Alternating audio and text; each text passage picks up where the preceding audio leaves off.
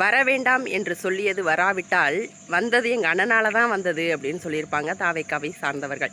ஆமாம், வர வேண்டாம் என்றது சொல்லியது வராவிட்டால்.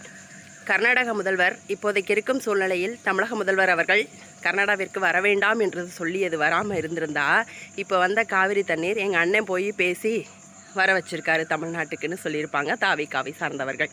கர்நாடகாவில் இருக்க கபினி என்ற ஒரு அணையில் நிறைய நீர்வரத்து வந்துருச்சு. அங்கே திறக்காமல் இருந்தால் அங்கே வெள்ள அபாயம் வந்துடும் அப்படின்றனால 2284 உயரம் கொள்ளளவு கொண்ட அந்த அணையில் 2281 அடி கன அளவுக்கு கொள்ளளவு தண்ணி வந்துருச்சு. அதுக்கு மேலேயும் அந்த அணையை திறக்காமல் இருந்தால் அங்கே வெள்ள அபாயம் வந்துவிடும் என்ற பயத்தால் தான் கர்நாடக மாநிலம் தண்ணீரை திறந்து நமது காவேரிக்கு அது வந்திருக்கிறது இப்போது.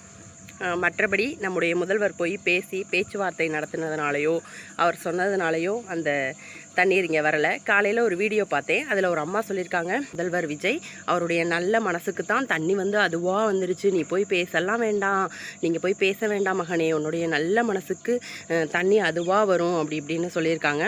உங்களுக்காக உயிரையே கொடுப்போம் அப்படின்னு சொல்லியிருக்காங்க. போதும்மா போதும், உயிரெல்லாம் கொடுக்க வேண்டாம். கர்நாடக அரசு மேகதாது அணை கட்டுறதுல தீவிரம் காட்டி வராங்க. நீரை தேக்க போகிறோம், அணையை கட்ட போகிறோம்னு சொல்லிக்கிட்டு இருக்காங்க. நம்ம தமிழ்நாடு அரசு மெத்தனமா இருக்கக்கூடாது, அதற்கான முன்னெடுப்புகளை கண்டிப்பாக எடுக்க வேண்டும். 20க்கும் மேற்பட்ட கூட்டு குடிநீர் திட்டங்கள் காவிரி ஆற்றின் நீரை நம்பித்தான் இருக்கிறது. ஆடு மாடு கோழி வளர்க்கிறவங்க எல்லாத்துக்கும் தீவன மூட்டைகளின் விலையெல்லாம் உயர்ந்துவிடும் நீர்வரத்து இல்லை என்றால்.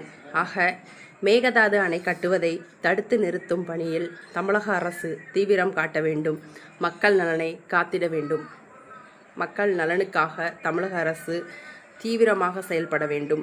காவிரி நீர் உரிமையை நிலைநாட்டவும், டெல்டா விவசாயிகளுக்கு கிடைக்க வேண்டிய சிறப்பு நிவாரண தொகுப்பு கிடைக்கவும் திராவிட முன்னேற்ற கழகத்தின் தலைமையில் வளம் கொளிக்கும் தஞ்சை மாநகரில் இளம் தலைவர் நம்முடைய மாண்புமிகு எதிர்க்கட்சி தலைவர் அவர்களின் தலைமையில் நாளை ஆகஸ்ட் 3ஆம் தேதி கண்டன ஆர்ப்பாட்டம் நடைபெற உள்ளது. நன்றி.